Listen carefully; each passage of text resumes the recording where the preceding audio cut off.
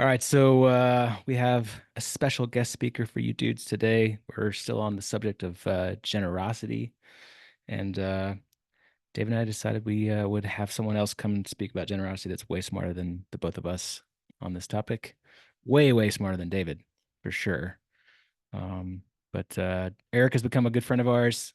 He is a way better fly fisherman than David, way better looking than David, and all around much cooler than David. And I'm looking for a possibility No switching argument. best friend status. So No argument here. But hey, Eric, if you don't mind, last time the three of us went fly fishing, I think there was a very memorable experience for all of us. If you don't mind starting out, just kind of highlighting, because everybody thinks I'm mean if I highlight it, but it's just facts, right? So if you want to just discuss just very, very briefly what happened on that fly fishing trip, and then we can just go from there. That'd be fine. But Eric also Eric is the president of NCF, so National Christian Foundation. You guys are tracking. That's the DAF that we use. That's the DAF we give our money from. You guys collectively have donated monies to that for a lot of the causes that we support. Ironically, first person that was logged on, Eric, was John, and John does an amazing job just putting out different organizations, soliciting organizations, putting them out. We vote on them, and so the DAF is the mechanism we use to give, and these guys are extremely generous. And so Eric is the local president here in Colorado of NCF, and absolutely adore him. But yeah, without further ado, if you don't mind, just it could be like a two-sentence recap of what happened to Stu fly fishing, and then we could jump in. Well, there were some fish caught, mostly by the bald-headed members of the fishing oh, team. hmm And then somebody's fly reel exploded and was going down the river faster than his line was extending because of a fish. And that would be from our haired brother, I think, as memory serves me right. There was no fish involved though, dude. There was no fish there was no on. fish on that There line. was no There fish was no on. He fish just on that line when his he reel just exploded. Yeah, I almost died that day. I almost It died was laughing, ripping. but I The love you. water was ripping It when was. we went. That's for sure.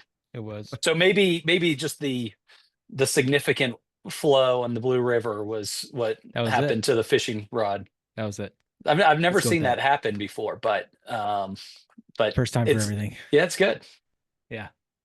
Welcome. Hey, welcome, man. Yeah, let's dive in. If you could just give a little bit of background about who you are, what you do, and give us a backstory of what NCF does, and dive in.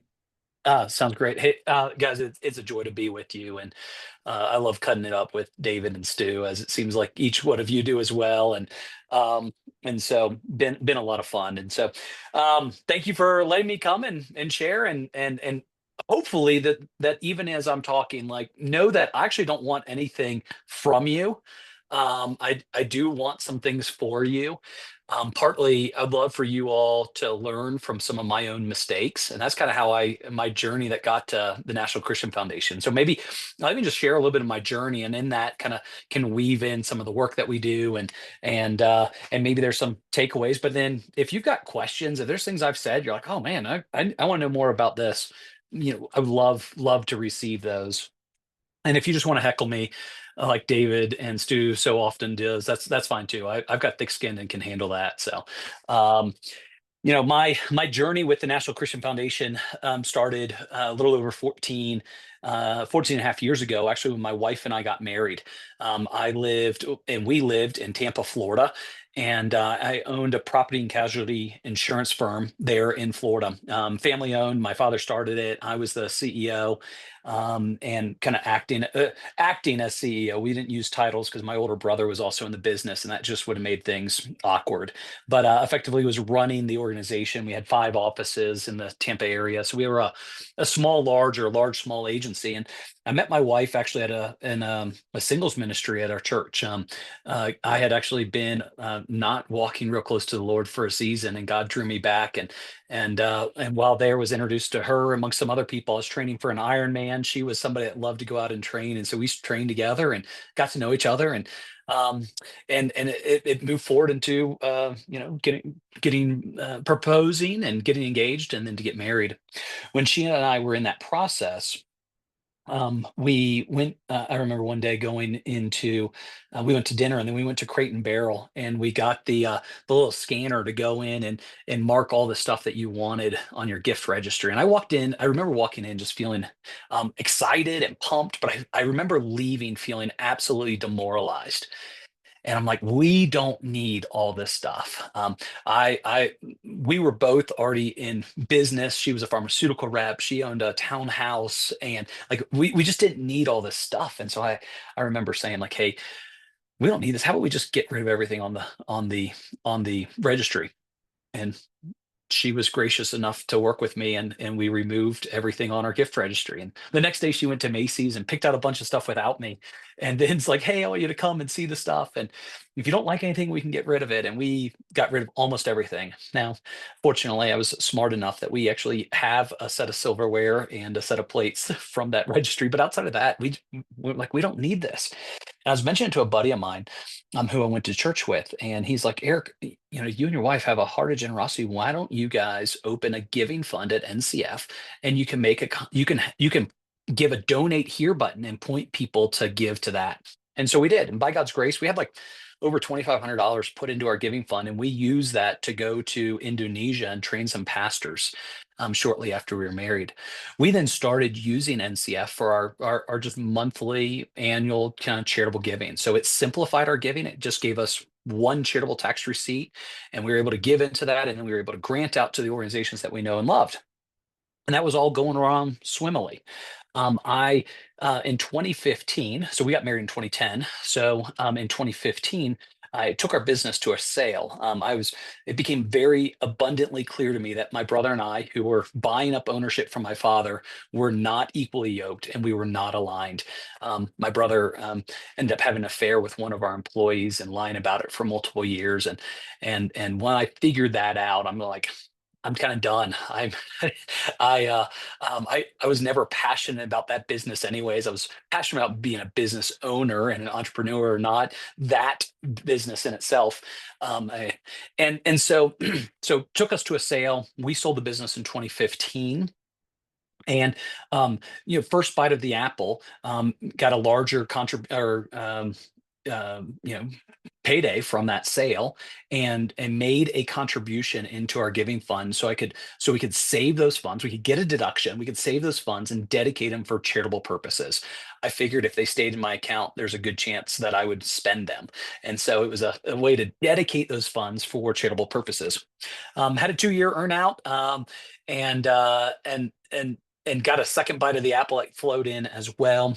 During that time, I realized I wasn't going to stay there long term, so I actually started a real estate business. So I think not all of you, many of you are involved in real estate, from what I understand. And so, I was right there along with you. And um, but I was getting to know the NCF people better because of that larger gift. We also bought our house. We bought a house in Colorado during that time. And we first as a business write-off to write off our travel here with the hopes to one day land, but didn't know what that looked like. I kind of thought I'd build up this real estate business in Florida, and then again, and maybe have a team in Florida and have a team in Colorado, and kind of back and forth it over a period of time. And we kept going and doing about our giving and stuff like that through NCF. But because of that larger gift into our fund, we got to know the folks at NCF better. And one of them came to me, and they were looking for a new president for the National Christian Foundation for the Rocky Mountain region out here in Colorado. And he said to me, he said, "Hey, Eric, you and your wife Jackie have a heart of generosity of the gospel and missions, but you made a ton of giving mistakes.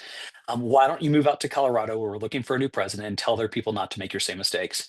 And and by that, what he meant was what I could have done was steward our resources in such a way that I could have actually given way more by using those assets, right? 90% of our wealth, roughly, here in the US, is wrapped up in the things that we own. And those of us that are generous, we're doing our giving and our living out of that 10% of cash that's available. And so what we can do at NCF and what we love to do is look at that balance sheet and say, like, how do we mobilize these resources in such a way that we can actually reduce our taxes and be more generous? How can we give out of the 90% as opposed to the 10%.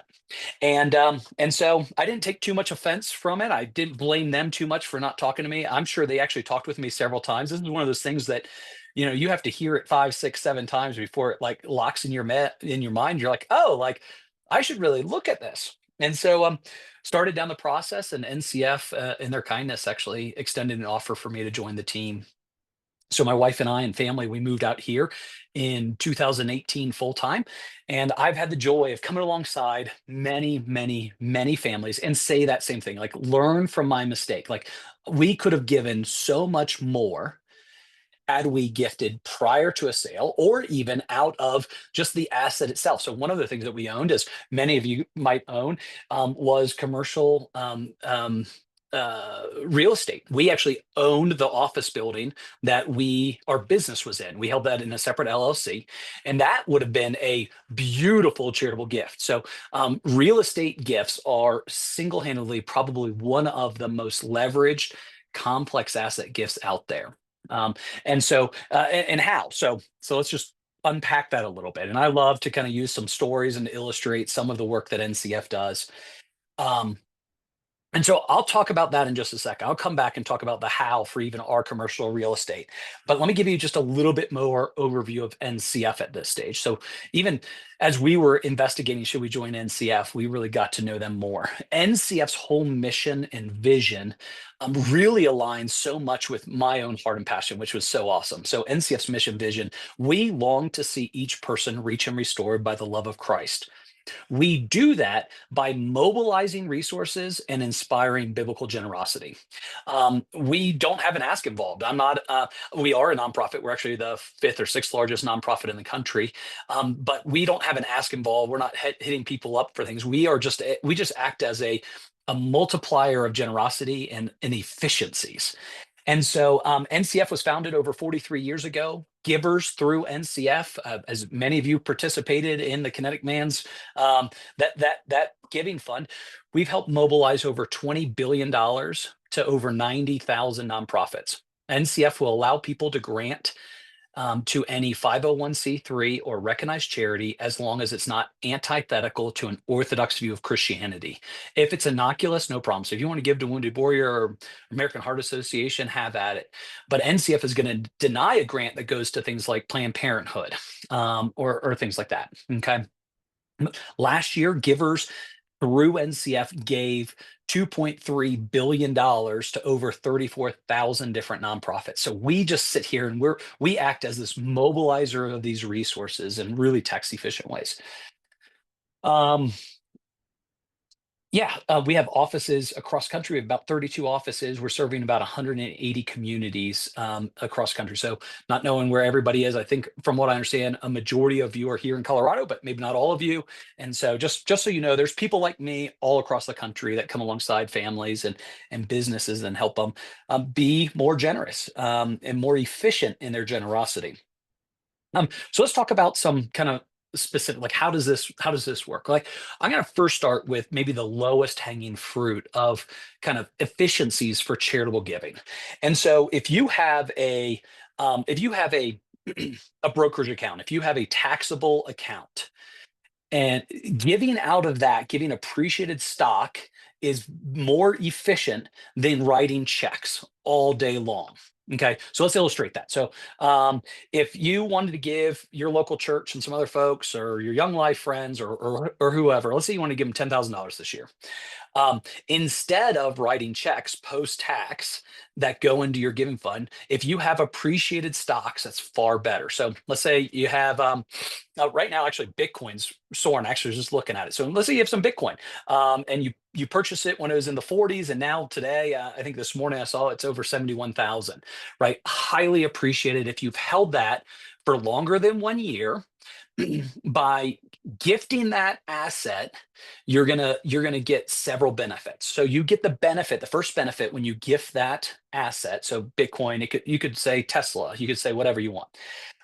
But when it's appreciated, you get the benefit of the fair market value of that stock at the time of the gift. And so if I was to gift Bitcoin today, it's valued at $71,000.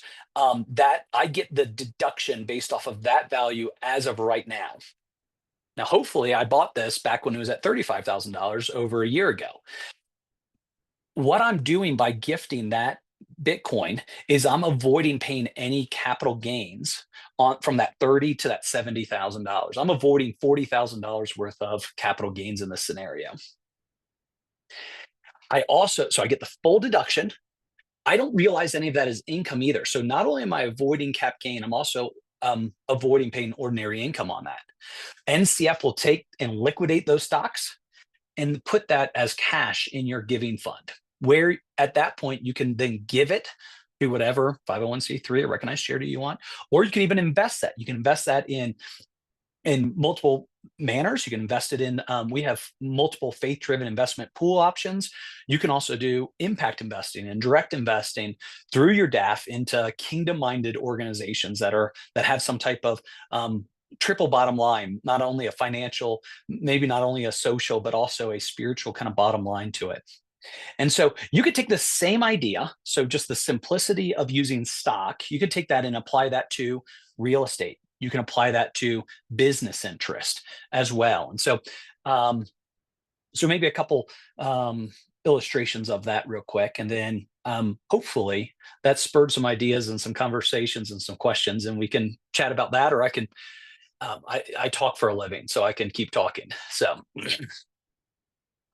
But let me first illustrate a real estate scenario. So and every person that I even reference their name or things like that have given me the approval to share these. We actually believe in confidentiality of givers and things like that. But these people have said, yes, please feel free to share my story as well, because I want other people to learn from us as well. And so there's a guy named Mike and Eileen. They live in Grand Junction, Colorado.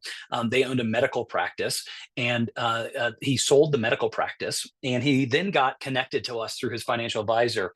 And it was like, hey, you're already under contract. It's actually too late to make a charitable gift. And that's an important thing I want you all to hear. There is a timing to doing these gifts. And if you have the timing wrong, you can not only not get the charitable deductions, you can get significant penalties. So it's really, really important on the timing of gifts. And so if you're even thinking about this, or you have a friend that you're thinking about, like, holy smokes, I know this guy is super generous, and he's getting ready to sell his business, you don't want to wait until somebody's under a binding letter of intent. Once it's binding, you cannot make a charitable gift of an asset. Okay. The IRS considers that when you have right to income, they will actually attach a 200% penalty towards that gift, something that we are going to help you stay far, far, far away from. But if you got, so the Whites, they already had their business under contract. And so it is too late for them to make a gift of their medical practice. So I asked him, I said, hey, what else has God entrusted into your stewardship? And he says, well, we also own the building, and our plan is going to be to sell the building as well down the road here. And so said, hey, that's a great asset. What's your building worth? The building was worth about $1.4 million. They actually were able to, through the sale of the business, actually pay off the rest of the debt. And so it was actually debt free. And so we looked at it and said, hey, you could gift a percentage of your building to NCF and get a great deduction. And they actually decided to give 100% of the building to NCF. They gave that to NCF. They got a $1.4 million deduction that they could use to offset the income from the sale of the business. It's a big lumpy year. Okay. They are able to use up to 30% of that deduction in a single year, and then it has a 5-year carry forward. For those of you who are more tax nutty on this thing, just so you know, we can get into the nuance of this as much as you want, but it had a carryover of that deduction for 5 years that they could continue to use up. And so a smart seller is going to make sure that they have, if they have earnouts or some other like lumpy times, that those fit within that 5-year carry forward. And so just another little tip if you're ever thinking about selling stuff and doing some gifts. And so they got a $1.4 million deduction that year. And then literally about a month later, they got it on the market, the building on the market. NCF became 100% owner, but of their LLC, they still ran it as a manager of the LLC. And so they still made all the decisions on the hiring of a realtor, negotiating the contract. We wanted to see the contract once we were under contract to make sure it was right. And otherwise, we're like, hey, sounds great. They then sold the building for right at $1.4 million, actually. And the proceeds then flowed straight into their giving fund at NCF. So they have $1.4 million sitting in their giving fund. Huge offset from the sale of their business. And now they actually have this money that they're stewarding to give and to invest. And so you guys are, a bunch of you are real estate investors from what I understand as well. And so let me talk to you about what they did next. They then, as investors and stewards of these resources, they said, hey, we're really burdened the fact that here in Grand Junction, there is actually they had a couple daughters that were in dance. They were ballet or that type of stuff. I don't know exactly, but Christian dance. But there's no Christian dance studios down in Grand Junction. And there's also a lack of like event space down there. And they're like, we also know two churches that are looking for space and they can't find a space. And so what we were thinking about doing is like, is there a way that we could use these charitable funds, this $1.4 million, to actually invest in a property? And said, yeah, actually, it's something that we do all day long for folks. And so what they did is they formed another LLC and they purchased the Indian motorcycle dealership down in Grand Junction. They gave themselves from their charitable dollars through something called the Impact Foundation, which is a subsidiary that NCF started.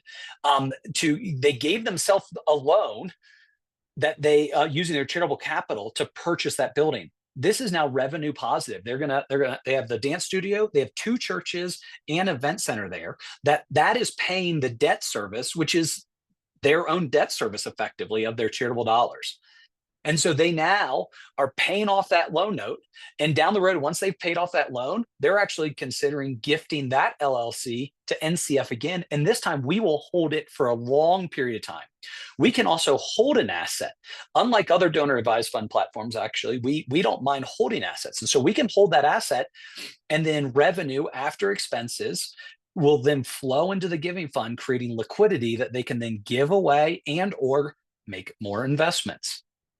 So that's a pretty cool real estate kind of centric story. And maybe I pause right there. Real quick on that, Eric. Yeah. I'm curious, what is this? How is the loan structured at that point? So is it like a note? Is it, a simple interest? Like how is that structured, and who does the work to structure that? Yeah. Actually, incredible amounts of flexibility in what those look like. So this one, they did just a simple debt note with actually pref terms. And so I think they loaned it to themselves at like 5% interest rate. And on like a 10-year note with no payments for like 6 months as well, because they knew they had some construction costs and some stuff like that involved in it. And so you actually, the investor gets to choose effectively how they want to make the investment with these organizations. And so for them, they're investing in their own LLC. And so they could set it up. They could say it market rate. They could say it below market rate. They could set it as equity as opposed to debt. But what they chose to do was a debt investment with kind of preferential treatment, if you will, below market values. And all that interest goes back into the fund, and it all comes back in the fund in a tax preferred way. So there are some things. So real estate, NCF, we pay no tax on real estate. On some types of businesses, we do pay something called UBTI, unrelated business taxable income. But statutorily, our tax rate is 60% lower than that of the giver, if not even more. But at a bare minimum, we're 60% lower. And so actually NCF happens to be the largest UBIT payer in the entire country. We're the highest charitable taxpayer across the entire country. And that doesn't scare us, because the difference is that others are like, it's a significant reduction in what they would be paying in taxes. And so instead of those dollars going to the IRS, it's going to their favorite charities. So David, that was a great question. Other questions that have already surfaced, maybe on these two examples, one just simple stock and real estate, before I even talk about business interest gifts. Stephen Bump had a question, or I'm sorry, Stephen Heptig. What was your question? You Yeah, posted in my chat. question was just you had mentioned that like say you throw Tesla or Bitcoin in the DAF that you guys will liquidate it and then put it in the cash account. Yep. Can you gift things and not liquidate it? Let it appreciate? Yes, but primarily if it's publicly traded stock, we will usually always kind of liquidate it within a 24-hour business time to liquidate. There are certain occasions where it makes sense to hold it, but we usually want to have almost like an option and know like, hey, is there a trigger that we're looking for? So we have a giver who um a guy named Dell, and Dell through some of his business acquisitions and things like that had like $10 million worth of, it's just like a 10 million units of this like penny stock.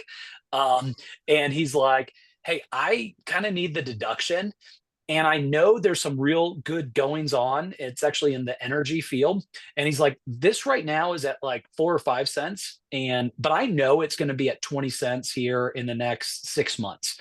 And so I really need to capture a deduction right now. And I'm willing to take the deduction at that 4 or 5 cent value. And I'm wanting you to hold it until such a point that it hits that 20. And then NCF has the option of saying like when to trigger that type of thing. And so we listen to them and we say, oh, I see it's now at 20 cents, and we can trigger that.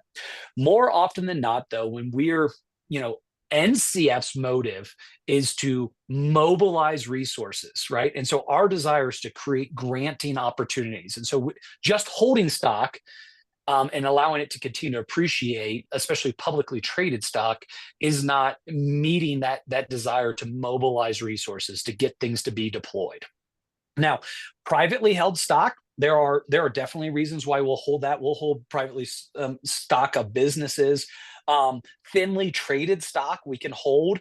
We have stuff. We have a giver that was the CEO of a company, and this happens actually. We have multiple of these where they have certain redemption right windows for their stock and how it can be transferred and how it can be dealt, and inside dealing requirements and things like that.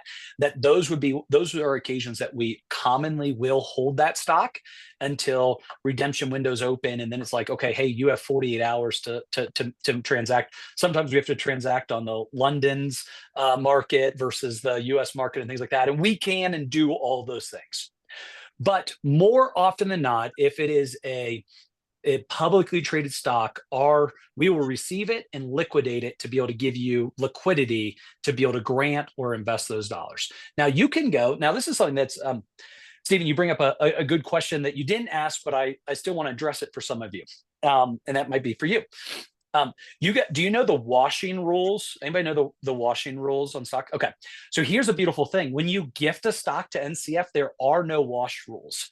And so you actually are releasing ownership of that. And so you can go and rebuy that exact same stock the exact same day that you gift it to NCF to step up your basis on that.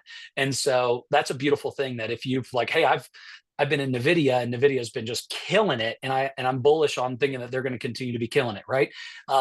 With the microchips, and so I'm going to gift it. And actually, that's what Jackie and I just did. We just actually gifted a good bit of NVIDIA stock to NCF, and then immediately my financial advisor rebought the same day. It's got to step up in basis, and we're restarting the clock, and so we're expecting that to continue to grow. And I'm not providing stock advice, guys, just so you know, but or taxable advice. And we expect it to continue to grow, and then we'll gift that again. So yeah, long answer. Sorry, Steve. Can I ask another follow-up question to that? Please. Would you say then, and I don't think this is good or bad, I'm just curious, would you say then that like NCF's goals do not align with the idea of creating your own foundation? No, I would not say that. Um, I would not say that. Our goal is to mobilize resources. And so we have families that definitely are looking for a legacy plan. They're looking for long-term kind of growth and giving out of the proceeds and things like that. As a whole, givers through NCF are far more active with their giving than what you normally see in a private foundation, right? Private foundation rules require a 5% distribution on the on the proceeds of investments and things like that on an annual year. There are no requirements in the donor advised fund world, interestingly enough, but historically, across the entire industry, the rates of giving out of a donor advised fund are more like 19 to 20% on an annual basis. At NCF, it's closer to like 74 to 80%. But especially when we talk about these asset-based gifts, we talk about large liquidity events, those are usually viewed a lot different from folks. So for me, who's just doing some stock giving today, most of that stock giving comes in and it goes out in a pretty quick period of time, maybe a year or 2 years on the max side of things. But when you gift a business, you give real estate, you give other kind of lumpy type of things, these could be multiple years worth of giving. This could be something that people view as, you know, giving for the next generation as well. And so we definitely have folks that do that and use us for multi-generational even giving and legacy giving. Stephen, also there's we can go into like, this is maybe a 101 on charitable giving and giving vehicles. We could go into a 201 or a 301 class where I explain, actually, there's other structures out there that NCF is the largest provider of. There's something called a supporting organization. So if you're familiar with a private foundation and you're familiar with a donor advised fund, donor advised funds are like a charitable checking account. Very easy to open and create. Takes about 2 minutes to open a giving fund. Takes about 6 to 9 months to open a private foundation. Costs $10,000 to $15,000 for most private foundations to be up and run. The cost for a donor advised fund is absolutely negligible. Minimums to start. There is no minimum to start a donor advised fund. You should have, in my opinion, north of $1 million to really justify the cost and expense of a private foundation. Okay, tax efficiencies. Giving an asset, so that giving that real estate into a donor advised fund, you get the benefit of fair market value deduction. Giving that same asset into a private foundation, you get only the benefit of original basis. Okay. Donor advised funds, we pay no excise tax. Private foundations, you do. So you got these two different giving vehicles I'm talking about. NCF is also the largest sponsor of this third vehicle that kind of sits in between the two, and it's called a supporting organization. And we see a lot of foundation type mentality work exist in our supporting organizations. And so we have families that have supporting organizations. They have the same beneficial tax treatment. NCF has the only group exemption, which means that we can start a supporting organization overnight, where other organizations can't do that in the country. But that supporting organization can be used. You can actually hire staff. You can actually pay for expenses. So if you wanted, we have two different ones that are part of my office. One is used. They are highly, highly, highly invested in the country, in West Africa, Northwest Africa, and actually some of the poorest places in the entire world, primarily the countries of Niger. And celebrate that, John. I like it. They're heavily invested in Niger and Burkina Faso, two very hard places, and they use a supporting organization. They actually they pay for an executive director who manages the work of giving those funds and supporting the work of other organizations. And so that's one case where a supporting organization makes an immense amount of sense. Another one is we have somebody who is a major investor in impact and faith-driven businesses, and they want they use the supporting organization to make a ton of investments, a lot of real estate investments, a lot of private equity, angel investments, and things like that. And they can do and have full investment control in that place. So Stephen, maybe we went a little bit deep for the conversation for everybody on to answer that question, but hopefully that was helpful. Hey, Eric, something I learned actually from listening to your podcast was just kind of on the topic of impact investing, and using your donor advised fund to then go invest that into for-profit businesses that are making money for your donor advised fund. And a lot of these bigger funds, we have a mutual friend, Wes Lyons, who has he has the Eagle Venture Fund, and it's for accredited investors only. But Yep. in and itself, donor advised fund is considered an accredited investor through NCF, and you don't have to meet the minimums that a lot of these like big $100,000 minimum requirement investments have to make. You can still make money. Basically, you're using your donor advised fund to make more money to then have a better return, then go impact at a higher rate. I think it's pretty cool. Can you talk about that? Yeah, absolutely. So NCF, or the Impact Foundation itself, we are viewed as the actual investor, and we are the accredited investor or qualified purchasers, depending on the levels of requirements. And so also for an organization like that, it's beneficial. So Eagle Venture that you mentioned, Stu, love Wes and Vip. And those guys, if you're not familiar, the rest of you guys aren't familiar, they have a venture fund that's focusing on investing in companies, businesses, for-profit businesses that are fighting human trafficking. One of their companies, Tim Tebow's also the GP in that fund, and one of their companies I adore. It's called Dark Watch, and they literally have this awesome technology that literally has a way of identifying all like illicit black web type stuff that are being done at businesses. And so hotels are actually now starting to subscribe to Dark Watch to find out if it is known that there's trafficking being done in their hotels. Because what's now happened, thanks to Epstein, is banks are starting to get sued when and having to pay out an immense amount of money when they should have known that there was something illicit being done. And so there's now this duty of large institutions to know what's going on. Hey, that's a good thing. And Dark Watch is somebody that provides that type of information. They will actually give you an entire snapshot of all the illicit massage parlors in your community, and it's really cool. And that's a for-profit, and they're targeting like 26% IRRs or something like that. You are able to absolutely use your charitable dollars to invest in those organizations. We actually at NCF, we have multiple organizations like that are direct investments already approved, or there's many more that have not gone through the process at NCF to be a direct investment option. But you can go through the Impact Foundation. This is a third party that NCF created that exists to facilitate these types of investments. And so literally you take a grant from your giving fund, you send it over to the Impact Foundation, they make the investment, they handle all the investment information. You still get notifications and your quarterly reports and things like that. And then when liquidity happens, that then flows back into your giving fund, and you're able to reinvest those dollars in something else, or you're able to give them to another nonprofit or 501c3. And so there's a lot of options out there. We could have a whole nother conversation about impact investing, because it's something that's near and dear to my heart for sure. Yeah, I think that's pretty rad. Yeah, let me give you one more conversation. Let me give you one more example, if that's good, of a business and kind of the leverage that exists. And so I'm going to use a couple more numbers for you, and these are close to accurate, just so you know. So Pete and Linda Gaisley, they're good friends. They were on my podcast as well. You can go back and listen to a little bit more of their story, and they said it's okay to share their story.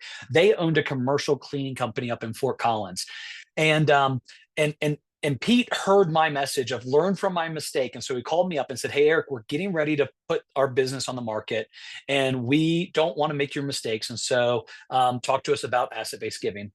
And I said, "Great, Pete. What do you think your business is worth?" He says, "Hey, we think our business is worth between $2.5 and $3 million. Awesome.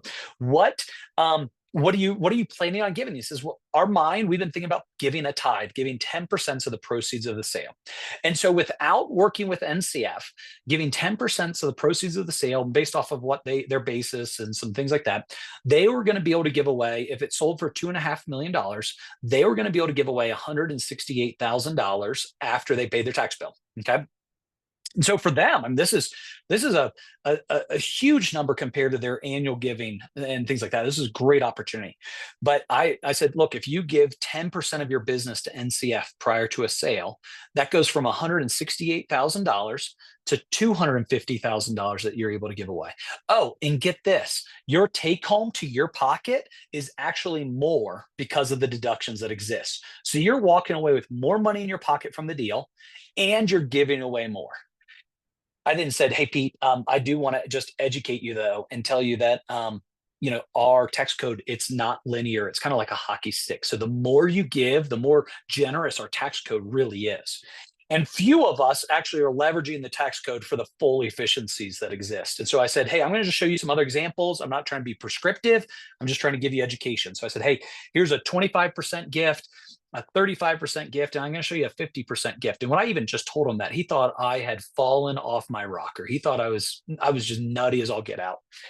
But I showed him the numbers, and at 50%, based off of a $2.5 million sale, they were going to be able to give away $1.375 million.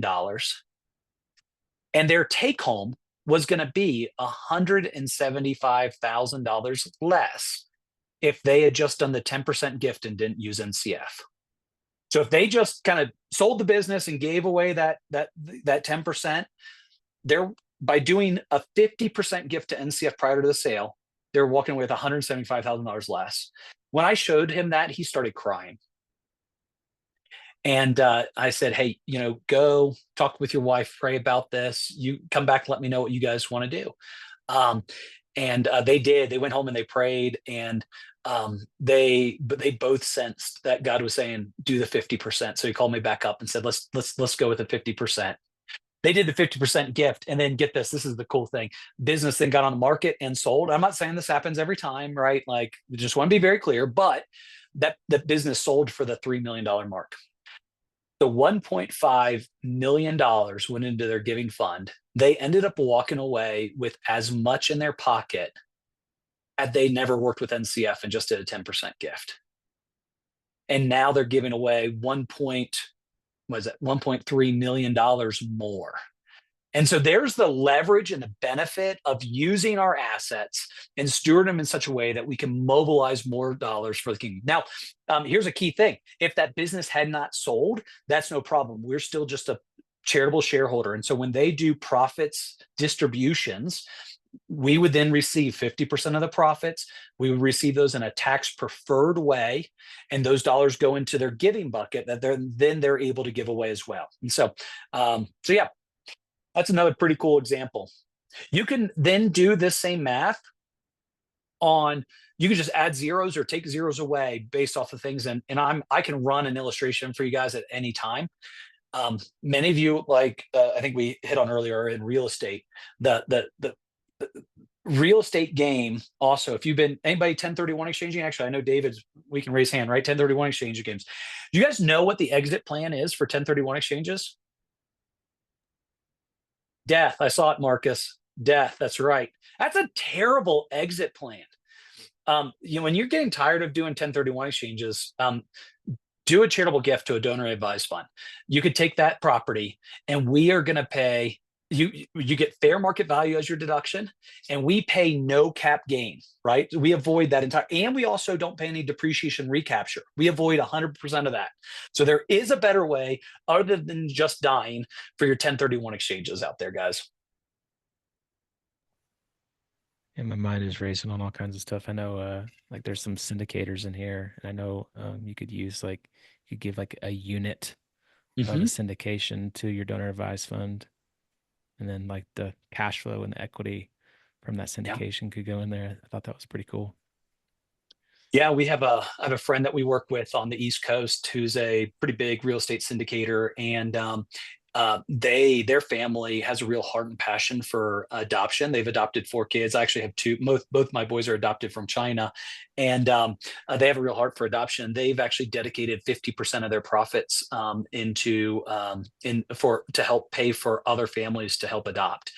And up until recently, he was doing it all kind of the way that we've all would have done it, and didn't know about the asset-based giving. And he's like, holy smokes, Eric, by doing some gifts before sales and doing some of our profits interests and some of our promote interest gifts and things like that, we're able to give away so much more money. And it's really, really neat.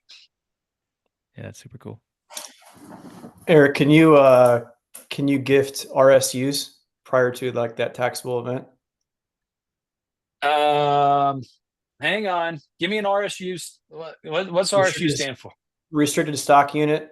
Yes. Thank you. Yes. In most scenarios, we have to look at what the restrictions are. Thank you. There are times where we have limitations, and so we had a giver who was in oil and gas, and he sold private equity, and then his units were restricted, and they restricted him to only be able to give away 25% of his ownership in those. And so it was limited. He wanted to give them all to us, but the agreements limited it down. So we have to look at what the agreements say. Some of them are wide open. Some of them, the partners are open to say, oh, hey, we'll remove that restriction. We didn't even think about this. There's so many of us, me included, never thought about charitable giving when we thought about starting our businesses or when we entered that last deal. My encouragement, what he has even said, this guy specifically, his name's John. John said, he just told me the other day, hey, just finished my earnout, and we're actually starting our third version of the company. And this time, from day one, we're putting in gifting opportunities from the get-go, so that way we can make it easier for the next time, and I don't fall into the same type of limitations. And so we just have to look at the paperwork. Happy to do that. We'll look at those things. We're not going to charge you for our attorneys or things like that as well. Thank you. Who else? Anybody else have any questions? Couple minutes left. I would just like, do you have these case studies? Are they on the website, or do you have them separate? Like a marketing package of this? Because like I have a foundation, and to raise money, like I want to bring awareness to other people that they have the ability to do this. Yeah. Hey, if you use us, great, you use us, but start educating people that are in my circle that this is a possibility, right? Because it's such a new, I'm trying to explain it to my mom right now. I'm trying to explain it to my grandfather. It's like they're buying houses and they're selling this. You guys should at least talk to somebody. Just make sure you're utilizing it.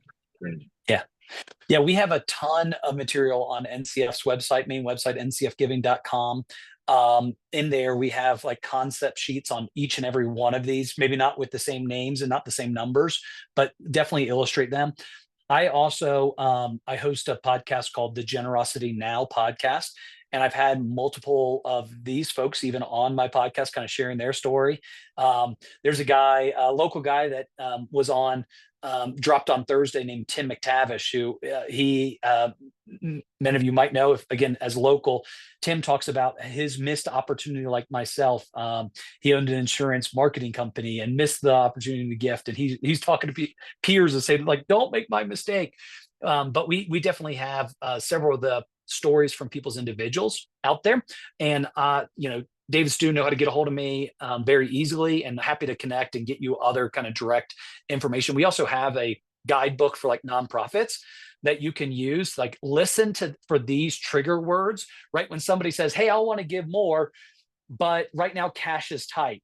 Hey, I want to give more once I sell this asset. Those should be like alarm bells going off in your mind. And that should be the same for like you guys and your friends. One thing I talk about on our podcast is, how are you stewarding your life? And by that, I use it as an acronym: your labor, your influence, your finances, and your expertise. And even just now, like you guys have just kind of a quick master class on asset-based giving and things like that your financial advisors don't know this. Your accountants don't know this. It's not their fault. They didn't get the training on it. It's just not part of, most people aren't thinking about how do you give more money away. They're trying to think about, how do I make more money? And so it's not really their fault, but they are going to tell you, oh, no, you can't do that. They're going to say, oh, you can't give an S corp. We take them all the time. We took in last year over $1.3 billion in business and real estate assets and non-cash assets. That's not including stocks, marketable stocks. Okay. So you now have been educated a little bit. And so I want to like encourage you guys to steward your lives, that influence, that expertise that you have with your friends and others as well, to say, hey, let's look at this. Don't just say, oh, it's just easier to go down the road and do something after the fact. Yeah, David and I, we could have we could have done our stewarding way better with all the real estate and flips, because we were doing the same thing, Eric. We were doing 10% after tax of every single deal that we did within our real estate stuff. Like, if we'd have just given ownership beforehand, like it would have Yeah. all And, gone and, and there's differently. some, and we can go through and everybody's, you know, I've painted some big pictures and things like that, but I want to say, like, David, do you mind? David and I talked about some stuff that he had going on, and one of them is debt affects these deals too. Okay, and percentage of debt, and so I don't want to scare you away, because I know in this business we're going to leverage debt in a way and things like that, and so. I don't want you to think, oh, I don't even need to have a conversation, because, like, let's have a conversation real quick. But a general rule of thumb for real estate, if there is more than 60% leverage on an asset, it is not likely a good charitable gift. If it's between 60 and 40, so I'd call that a red light. If it's 60 to 40% of debt, that's kind of like a yellow light, right? It might be good. Like, we need to really look at it and check kind of like your overall giving plans. Below 40% of debt, it's usually a green light. Like, this could be a great gift. Now, we could also have a conversation and say, hey, okay, we own this portfolio of properties, and I have a great relationship with my banker, and he'll actually allow me to move debt off of this asset and onto this asset, and then get this one freed up before I sell it. And that's a great strategy as well. And so we're happy to have those quick conversations. It doesn't take much time to kind of really quickly analyze an opportunity and see if it makes sense. So, Stu, yeah, absolutely. Like, but let's look at these opportunities and say, hey, this one doesn't make sense, but this one does make a lot of sense. Let's look at this. Yeah, I love that, man. And then we get into the fun of giving the money away or investing it. And, like, I don't know, maybe if nobody else is asking questions, I can keep talking. But my encouragement also would be is, like, let's look at our investments, and, like, what is in our investment portfolios that's actively working against the very things that we love and want to support, right? Like, if you have I have a passion for the sanctity of life. I believe life is precious and wonderful. Guess what? There are things, and I know this to be true, and I hate it right now, but there are things in my portfolio that are actively working against my view of the sanctity of life. That should not be. But I'm actually working with my financial advisor to make some changes in our portfolio. I'm actually working on transitioning some of our retirement accounts into self-directed, so I can start making more impact investments and faith-driven investments in our portfolio. So that way, like, the funds that are in my portfolio are not actively working against the very dollars that I'm wanting to give away. And so that'd be an encouragement to you as well. Like, really think about and analyze your portfolio. There's been this mantra over the years that is changing pretty significantly, I think, in many of the generation that I see us as peers here, our generation and younger, that says, like, previous generations said, hey, I want to make as much as I possibly can so I can give as much away. And I think that there's this difference where many of us are saying, like, yeah, we still, like, we should absolutely be getting market rate returns and things like that. And there's opportunities for that. But is there also a cost of what we're doing, right? Is there an exploitive nature to those investments that are getting the single best, IRR out there? Or are there things that we can do as real estate investors? Are there things that you can do with a redemptive lens that can change the landscape of individuals in your properties, or in the portfolio? I'd invite each of you. There's actually 14 seats left for the upcoming Redemptive Real Estate Conference in Dallas. That's in 2 weeks. It's the 12th and 13th. Redemptive Real Estate. Look it up online if you're in real estate and things and that jives. I'll actually be speaking at that event a little bit. But this would be a whole group of folks that are like-minded, or saying, like, hey, how can we use our real estate and real estate investments and real estate portfolios for redemptive impact? There are many things that we can do, many things that we probably haven't thought about doing. What does it look like to put, if you have multifamily, to use to partner with Apartment Life or Mission 98? What does it look like to think about mixed use? And my friend Max Anderson with Saturn V, they've got Fading West down in Buena Vista that they're building this whole community down in BV, and they're mixing market rate with affordable next door neighbors. And so that way, what do we know? We know it's actually it's not what we know, it's who we know that really helps move us with economic mobility, right? And wealth generation. And so they're putting market rate next to affordables. That way they can actually be neighbors and friends. And by doing that, it's literally uplifting the entire community. It's a beautiful thing. There's things like that that we can do. And so my encouragement for you real estate people to be thinking about those things. So be men of action, right? Let's be kinetic. That's right. All right. I'm going to shut my mouth now. This is good, man. I know it's got my brain stirring. I know it's got some other guys in here. I'm excited. And yeah, if you don't, does anybody have a donor advised fund? I know so David and I have our personal family donor advised funds, and then we have our business donor advised funds. Does anybody have one for themselves or thinking about getting one? Steven? Mike's shaking his head. John? Yep. I had one when I was in the Navy, and then I spent all the money out of it, but I think I need to reestablish one based off our conversation. Love it, dude. Yeah. And if anybody, we can give you all of Eric's information to reach out to him. And there's, like Eric said, there's offices all over the U.S. If there's not an office like in your location, you can always you can use Eric to get something set up. And guys, even if you don't have a spot right now for some of this asset-based giving or things like that, like gifting through a giving fund, a donor advised fund, will simplify your giving, right? So if you're giving to 5 or more organizations, just do it through a giving fund, because you'll have one charitable tax receipt that you have to track, as opposed to tracking them down for all of them. Okay. You also have the ability to grant anonymously. So you can hit an anonymous button if you wanted to. So let's say you had a larger gift and you wanted to give it to your church, but you didn't want them to know about that it's from you. You just hit that grant anonymously button, and that's going to send it that way. It'll literally just come from NCF. And so there's a few things that can simplify your giving as well. If you're giving to less than 5 organizations and you don't care about anonymity and you don't want to look at asset-based giving, like, okay, great. Like, you probably don't need to have a giving fund, just to be clear. But if those other things are true, I would encourage you, we can have a quick conversation. Yeah. And there's other organizations out there that do this as well. I mean, just full candor. I mean, there are other good organizations. They don't have the same information. They don't have the same expertise as it relates to asset-based giving, and they don't also have, many of them don't have the same values alignment. But there's others out there too. Good stuff. David, do you have anything else smart to say?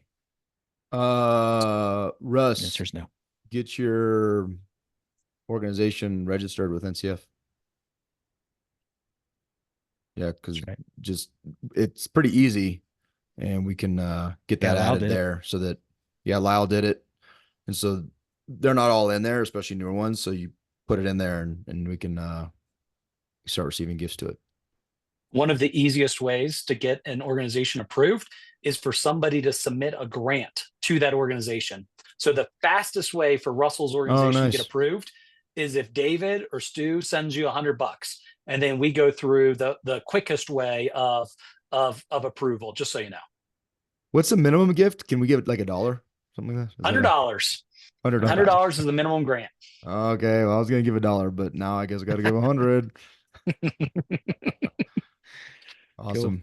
Well, no, Eric, it's good man. info, man. Thank you. It's varsity level stuff that I think really we just wanted to give you guys a taste of what's out there, and like the possibility of thinking bigger than, especially that when I heard that example of both the folks that reinvested in their future businesses, but also the 50% gift that yielded effectively the same amount as a 10% gift, like that blew my mind. So I think we got generous dudes in here, and just these are just tools to maximize your heart, which I think is pretty dope.